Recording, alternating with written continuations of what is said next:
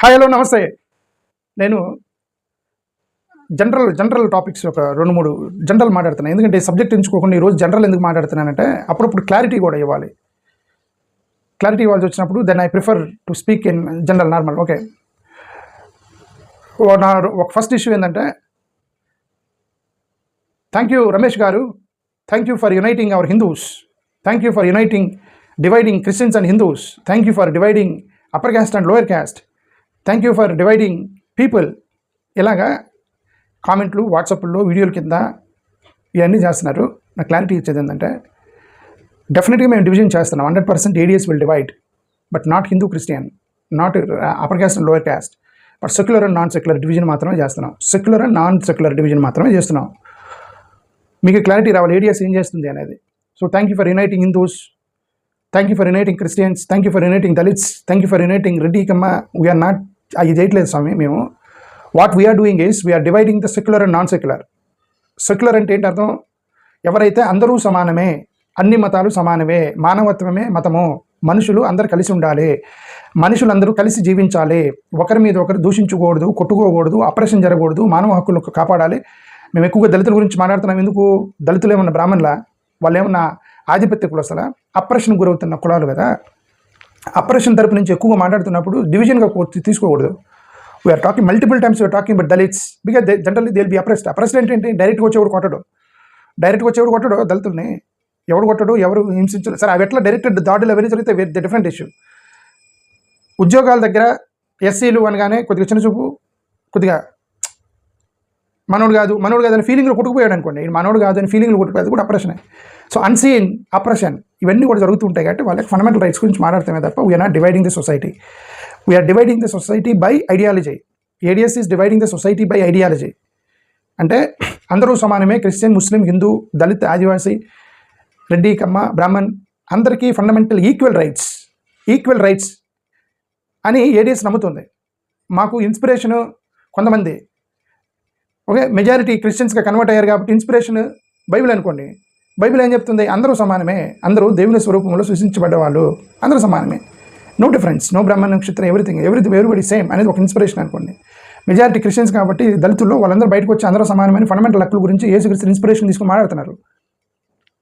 Doctor B R Ambedkar రాజ్యాంగం రాశాడు, article 14 అందరూ సమానమే అని. మా నాయకుడు, మా దిశానిర్దేశం చేసి మా జీవితాలను కాపాడిన వ్యక్తి డాక్టర్ బిఆర్ అంబేద్కర్ మా నాయకుడు.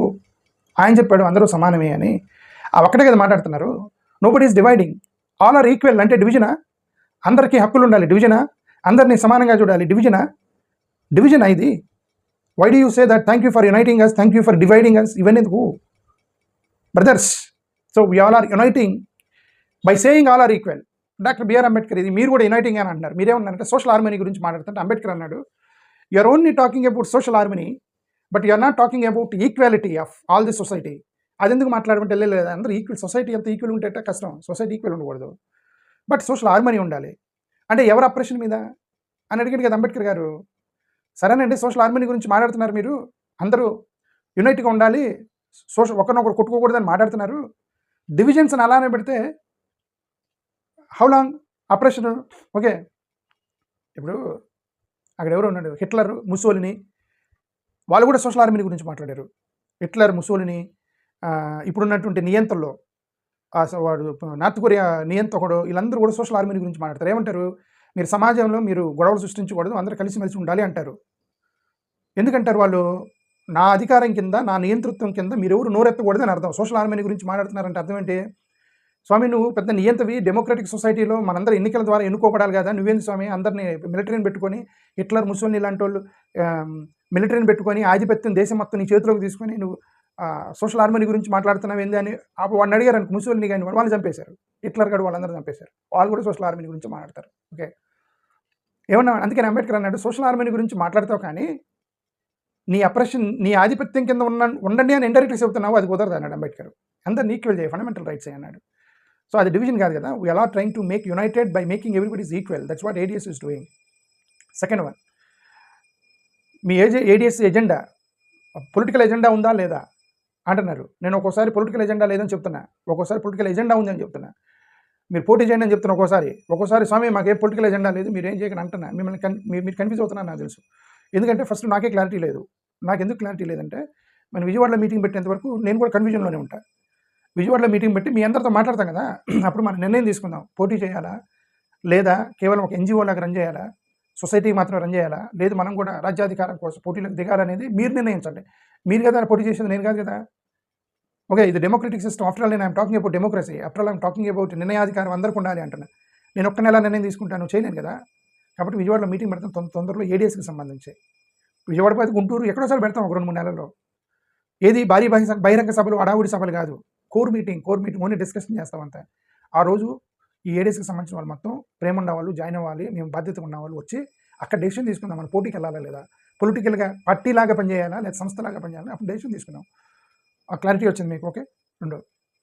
మూడోది కేజీ బాలకృష్ణన్ గారికి సంబంధించిన ఒక ఇది చూసా. ఏంటి? కేజీ బాలకృష్ణన్ గారికి సంబంధించి ఒక న్యూస్ పేపర్లో చూసా. ఏమని? ఆయన రిపోర్ట్ ఇవ్వడానికి సిద్ధంగా ఉన్నాడని. మీకు గతంలోనే చెప్పాను. ఇప్పుడు ఏదైతే కేజీ బాలకృష్ణన్ గారు ఇప్పుడు చాలామంది ఇల్లెళ్ళి నేను అదే చెప్తాను. మీరు కొద్దిగా మీరెందుకు ఆలోచించట్లేదు నాకు తెలియట్లేదు. నేను ఇక్కడ ఏంటంటే, నేను ఎవరికైనా ఫోన్ చేశాను అనుకోండి, ఎవరు పెద్దోళ్ళకి ఫోన్ చేశాను అనుకోండి, నువ్వు చెప్పేది ఏందిరా భాయ్, నాకు తెలుసు అన్నట్టుగా ఉంటారు అందరూ. నువ్వు చెప్పేది ఏంది, నువ్వు చెప్పాలి మాకు, నేను నీకంటే తెలియగలవాలని అందరూ అలానే ఉంటారు. సంస్థలు పెట్టారనమాట. ఎక్కడికెక్కడ సంస్థలు, పొలిటికల్ పార్టీలు సంస్థలు, ఎన్జిఓలు, క్రైస్తవ హక్కుల సంఘాలు, దళిత హక్కుల సంఘాలు, రకరకాల సంఘాలు పెట్టారు. అక్కడ సంఘాలు సంస్థలు అక్కడ పెట్టారు. గల్లీకి ఒక సంస్థ ఉంది, కడప క్రైస్తవ పోరాటం, నెల్లూరు క్రైస్తవ పోరాటం, ఇవన్నీ క్రైస్తవ పోరాటం పెట్టారు. నేను వాళ్ళకి ఏమైనా ఫోన్ చేసి బ్రదర్ ఇలా చేయండి అని నేను చెప్పిన, నా మాట వింటారని నేనైతే అనుకోవట్లా. అందుకని మీరు వినకపోయినా వీడియోలో డమ్ చేసేస్తాను. వినండి, నేర్చుకోండి, సరే కనీసం అదన్నా చేయండి. ఇప్పుడు నాకు ఫోన్ చేసి అడగడానికి మీకు ఇగో అడ్డం వచ్చింది అనుకోండి, కనీసం నా వీడియో చూసి నువ్వు మార్చుకోండి, పద్ధతి మార్చుకోండి. నేను అదే చెప్పదలుచుకున్నాను. ఇక్కడ సమస్య ఏంటంటే, first of all KG Balakrishnan గారు దేని మీద కమిషన్ వేశారు? కేజీ బాలకృష్ణన్ దేని మీద కమిషన్ వేశారు? దళిత క్రైస్తవులకి ఎస్సీ హోదా మీద కమిషన్ వేశారు. దళిత క్రైస్తవులకి ఎస్సీ హోదా ఇవ్వాలా లేదా అనే దాని మీద బాలకృష్ణన్ కమిషన్ వేసిన చట్టం అది. దళిత క్రైస్తవులకి ఎస్సీ హోదా అంటే బీసీసీలో ఉన్న వాళ్ళ కోసం కమిషన్ వేశారు, మీకు కాదు, ఎస్సీల కోసం కాదు. దళిత క్రైస్తవులకి ఎస్సీ హోదా కోసం ఆల్రెడీ బీసీసీ సర్టిఫికేట్ తీసుకున్న వాళ్ళు కొన్ని రాష్ట్రాల్లో ఓసీ, మన ఆంధ్రప్రదేశ్లో బీసీసీ, కొన్ని రాష్ట్రాల్లో ఓసీలో ఉన్నారు. వాళ్ళంతా ఆల్రెడీ వాళ్ళు ఎస్సీ సర్టిఫికేట్ లేరు. వాళ్ళందరూ బిషపులుగా క్రిస్టియన్ సర్టిఫికేట్లు తీసుకొని రిజర్వేషన్స్ ఎస్సీ సమాజం నుంచి బయటికి వెళ్ళిపోయి ఉన్న వాళ్ళు బీసీసీలు. వాళ్ళని స్టడీ చేయమని బాలకృష్ణన్ కమిషన్ వేసింది. ఓకే. వాళ్ళని స్టడీ చేసి వాళ్ళలో పేదరికం ఉందా లేదా, వాళ్ళని తీసుకొచ్చి మళ్ళీ ఎస్సీలో కలపాలా లేదనే దానికి బాలకృష్ణన్ కమిషన్ వేశారు. అప్పుడు మీరు రిప్రజెంటేషన్ ఏమి ఇవ్వాలి? వాళ్ళు పేదరికంలోనే ఉన్నారు. ఎవరు బీసీసీలు వెళ్ళినప్పటికీ వాళ్ళు పేదరికంలోనే ఉన్నారు. దళిత క్రైస్తవులు అంటే దళిత కులాల నుంచి క్రైస్తవులు వాళ్ళు బీసీసీలు వాళ్ళంతా. ఓకే. ఆ బీసీసీలు మొత్తం కూడా పేదరికంలోనే ఉన్నారు అని దాన్ని ప్రూవ్ చేస్తూ మీరు కమిషన్కి ఉత్తరం రాయాలి కదా. ఇప్పుడు వెళ్ళిన సగానికి సగం మంది దానికి కొద్దిగా నా నెరేషన్ మీరు అపార్థం చేసుకున్నారు. నా నెరేషన్ ఏంటి? నేనేం చెప్పాను మీకు ఫోన్లో వీడియోలో? నేనేం చెప్పాను? నా నెరేషన్ ఏంటి? 5 గ్రూపులు ఉన్నాయని చెప్పి 5 గ్రూపులు. ఒకటి ప్యూర్ క్రిస్టియను, ఓకే, ప్యూర్ అంటే బీసీసీ వాళ్ళు పేదలు, బీసీసీలో ఉన్న రిచ్ పీపుల్, ప్యూర్ హిందువులు, ప్యూర్ హిందువులు, rich people, poor people. 5th group ఉంది. వీళ్ళందరూ కూడా ఏంటంటే హిందూ రికార్డులో ఉండి షెడ్యూల్ క్యాస్ట్ క్రిస్టియన్ చర్చికి వెళ్తున్న వాళ్ళని చెప్పాను. ఓకే. వీళ్ళు వేరు అన్న. ఓకే. దీన్ని బట్టి వీళ్ళకి మత స్వేచ్ఛ గురించి మాట్లాడండి అన్న. ఎవరికి? 5th గ్రూప్కి. బాలకృష్ణన్ కమిషన్ వేసింది 5th గ్రూప్ కోసం కాదు. ఎవరు? ఎస్సీ రికార్డుల్లో ఉండి చర్చికి వెళ్తున్న వాళ్ళ కోసం కాదు. ఇప్పుడు వెళ్ళిన వాళ్ళు మొత్తం కూడా మత స్వేచ్ఛ ఉండాలి అని చెప్పేసి పోయి లెటర్లు రాశారు. అక్కడ ఎస్సీలకి మత స్వేచ్ఛ ఇవ్వాలని చెప్పి బాలకృష్ణ కమిషన్ ఉత్తరాలు ఇచ్చారు. నా వీడియోలు చూసి ఒకవేళ వాళ్ళకి ఐడియా వచ్చి ఉండొచ్చు ఏమని, మత స్వేచ్ఛ కోసం కొట్లాడాలని బాలకృష్ణ కమిషన్ దగ్గరికి పోయి మత స్వేచ్ఛ ఇవ్వండి అని. బాలకృష్ణ కమిషన్కి దానికోసం కాదు పెట్టింది బాలకృష్ణ కమిషన్ని. బీసీసీలో ఉన్న వాళ్ళ ఆర్థిక పరిస్థితులు ఎలా ఉన్నాయి, వాళ్ళని తీసుకొచ్చి వీళ్ళలో కలపాలా లేదా దానికోసం బాలకృష్ణ కమిషన్కి మనం రిప్రజెంటేషన్ ఇచ్చేటప్పుడు మీరు ఏమి ఇవ్వాలి? వీళ్ళ గురించి మాట్లాడకూడదు. ఎవరు? ఎస్సీ సర్టిఫికేట్లో ఉండి చర్చలకు వెళ్ళే వాళ్ళ గురించి మీరు అసలు మాట్లాడకూడదు బాలకృష్ణ కమిషన్ తోటి. ఆ సబ్జెక్ట్ వాళ్ళది అది కాదు, వాళ్ళు స్టడీ చేస్తుంది అది కాదు. వాళ్ళు బీసీసీలో ఉన్న వాళ్ళ కండిషన్ ఎలా ఉంది, వాళ్ళు బిషప్లు అయినప్పటికీ వాళ్ళు ఎలా ఉన్నారు, వాళ్ళు ఇంకా పేదరికంలో ఉన్నారా లేదా, వాళ్ళని తీసుకొచ్చి కలిపితే ఏమైందని ఆ యాంగిల్లో మీరు వెళ్ళి ఆర్గ్యుమెంట్ చేసుకోవాలి. అది మీరు బాలకృష్ణ కమిషన్కి సబ్మిట్ చేయాలి. అది తప్ప మొత్తం కూడా దళితులకి రిలీజియస్ ఫ్రీడమ్ ఇవ్వాలని బాలకృష్ణ కమిషన్ ఉత్తరాలు ఇచ్చారు. నేను కన్ఫ్యూజ్ అవుతున్నారు. నేను అదే చెబుతున్నాను. మళ్ళీ ఇంకోసారి క్లియర్గా చెప్తున్నా, బాలకృష్ణ కమిషన్ కానీ కోర్టులో ఉన్నారు, 20 సంవత్సరాలు కోర్టులో ఉన్నది కానీ అది మీకు సంబంధించింది కాదు, అంటే ఎవరు ఎక్కువ మంది నా ఎస్సీ సర్టిఫికేట్లో ఉన్న వాళ్ళ గురించి మాట్లాడుతున్నారు, వాళ్ళకి సంబంధించింది కాదు, కోర్టులో కొట్లాడుతుంది. ఎన్సిటిసి కానీ ప్లస్ ఫ్రాంక్లిన్ థామస్ కానీ కోర్టులో వేసి 2004 నుంచి పెండింగ్లో ఉన్న కేసు, 21 సంవత్సరాలు పెండింగ్లో ఉన్న కోర్టు కేసు ఏదైతే ఉందో అది బీసీసీలు వేసారు కోర్టులో. బాలకృష్ణ కమిషన్ బీసీసీని స్టడీ చేయమని ఇచ్చింది, మిమ్మల్ని కాదు. వాళ్ళ ఐడియా మొత్తం కూడా రేపొద్దున వాళ్ళు రిపోర్ట్ ఇచ్చారనుకోండి, వీళ్ళని కలపడానికి లేదు అని, అంటే దాని అర్థం మీరు ఫండమెంటల్ రైట్ కోల్పోయారని కాదు, మీ గురించి కాదు బాలకృష్ణ కమిషన్ రిపోర్ట్ ఇచ్చేది. వాళ్ళని కలపాలా లేదనే దాని మీద రిపోర్ట్ ఇస్తాడు అతను. వాళ్ళని కలపాలా లేదని రిపోర్ట్ ఇచ్చినప్పుడు డెఫినెట్గా అతను ఆర్గ్యుమెంట్ చేసుకుంటాడు. ఏమని, వాళ్ళంతా కూడా రిచ్ వాళ్ళు, వాళ్ళంతా కూడా పెద్ద పెద్ద చర్చలు కట్టుకొని బిషపులు వీళ్ళందరూ కూడా.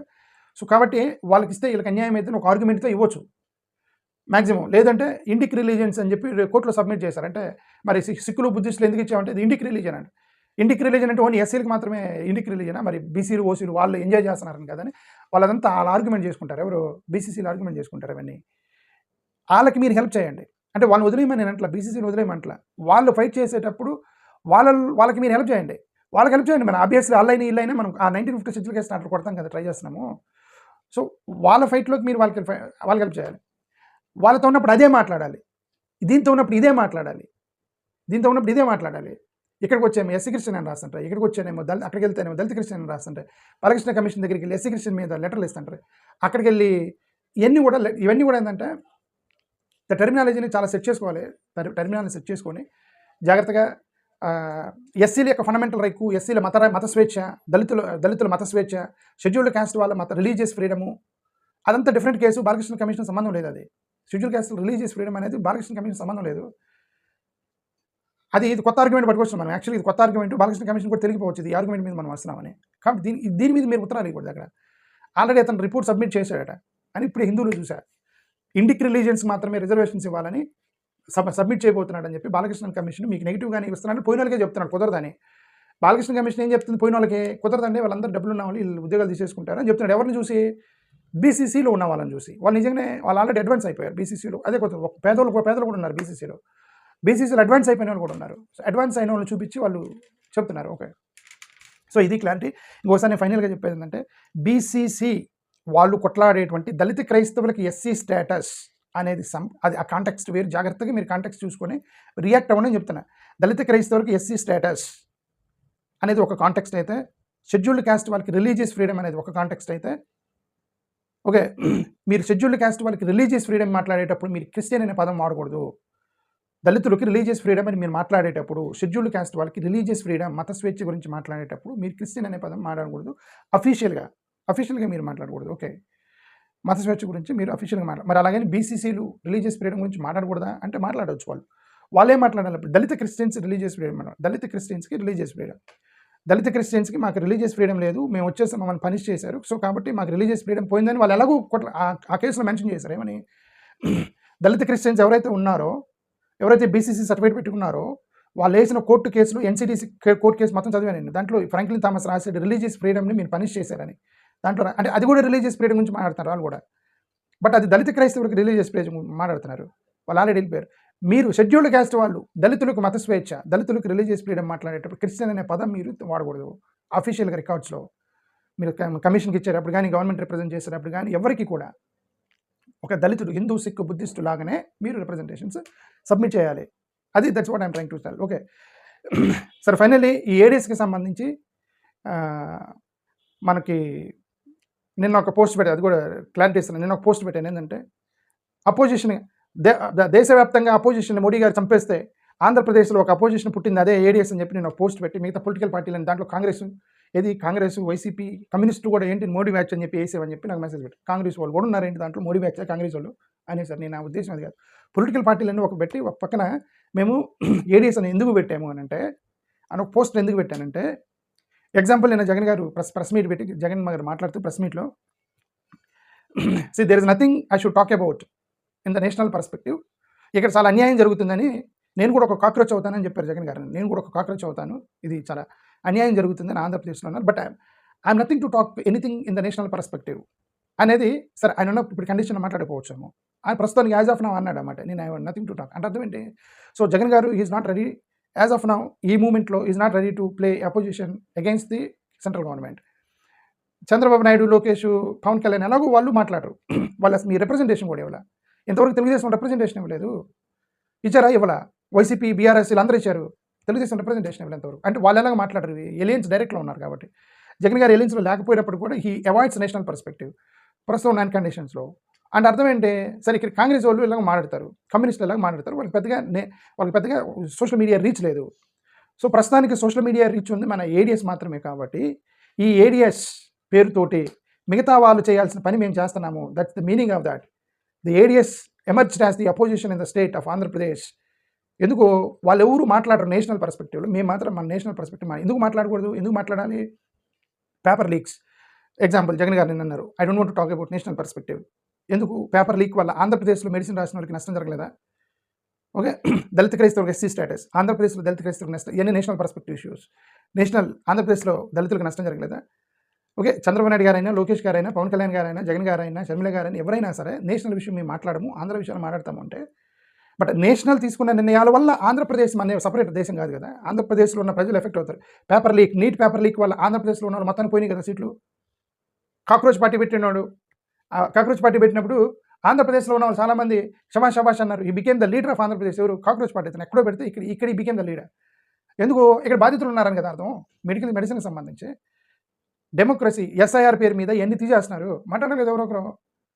నేషనల్ పర్స్పెక్టివ్లో ఈ టీడీపీ, వైసీపీ, జనసేన వీళ్ళందరూ మాట్లాడకపోతే నేషనల్ పర్స్పెక్టివ్ మోడీ గారికి వ్యతిరేకంగా మాట్లాడడానికి ఎవరొకరు ఉండాలి కదా. అందుకని ఏడేసి మాట్లాడుతున్నాం. ఇవన్నీ నేషనల్ పర్స్పెక్టివ్లో ఉన్న ఇష్యూస్ మొత్తం పట్టుకొచ్చి మాట్లాడుతున్నాం. ఎందుకు? పేపర్ లీక్ వల్ల ఆంధ్ర వాళ్ళకి నష్టం, డెమోక్రసీ చచ్చిపోతే ఆంధ్ర వాళ్ళకి నష్టం, ఎస్ఐఆర్ మీద ఈవీఎం మ్యానిపులేట్ చేస్తే ఆంధ్రప్రదేశ్లో డెమోక్రసీ పోతుంది, అక్కడ కేంద్రంలో రిలీజన్ మీద దేశం కడితే ఆంధ్ర వాళ్ళకి నష్టం, అక్కడ పాలసీ తీసుకుంటే ఆంధ్ర వాళ్ళకి నష్టం, అక్కడ మహిళల మీద బిల్లు పెడితే ఆంధ్ర వాళ్ళకి నష్టం, అక్కడ డీలిమిటేషన్ మీద బిల్లు పెడితే ఆంధ్ర వాళ్ళకి నష్టం, ప్రతి దానికి ఆంధ్ర వాళ్ళకి నష్టం. ఈ ఆస్పెక్ట్ని ఇగ్నోర్ చేసి, పొలిటికల్ పార్టీలు ఈ ఆస్పెక్ట్ని ఇగ్నోర్ చేసి ఆంధ్రప్రదేశ్లో ఉన్న సమస్యలు మాత్రమే మేము చంద్రబాబు నాయుడు ఇద్దరు కొట్టుకుంటాము, మిగతా వాళ్ళు మనకు సంబంధం లేదని ఈ రెండు పొలిటికల్ పార్టీలు కొట్టుకుంటున్నారు. సో యాజ్ ఆఫ్ నౌ మనమే opposition, we are only the opposition existing in Andhra Pradesh. Okay, కొద్దిగా సోషల్ మీడియా ఇన్ఫ్లుయెన్స్ చేయగలిగింది మన ఏడిఎస్ మాత్రమే. కాబట్టి the ADS emerged as the opposition in the state of Andhra Pradesh. Modi killed all the opposition entire state, but here we emerged as the opposition. But మరి మిగతా వాళ్ళు విజయ్ కుమార్ అన్న plus in పేరంటే సునీల్ కుమార్ అన్న వీళ్ళు కూడా కేంద్రం ప్రశ్నిస్తున్నారంటే, ఎస్పెషల్లీ విజయ్ కుమార్ గారు లిబరేషన్ కాంగ్రెస్ పార్టీ నుంచి ఆయన ప్రశ్నిస్తున్నాడు. మోడీ గారి ఫోటోలు పెట్టి, వీడియోలు పెట్టి, liberation Congress is directly targeting Narendra Modi and is releasing some videos. Okay, he's doing his duty. So I'm not ignoring that. But మనం ప్రస్తుతానికి ఏడిఎస్ గురించి మాట్లాడుతున్నాం, ADS plus rest of the political parties గురించి మాట్లాడుతున్నాం కాబట్టి I'm mentioning this. This is what general topic I want to talk today. So I talked. Thank you. Namaskar.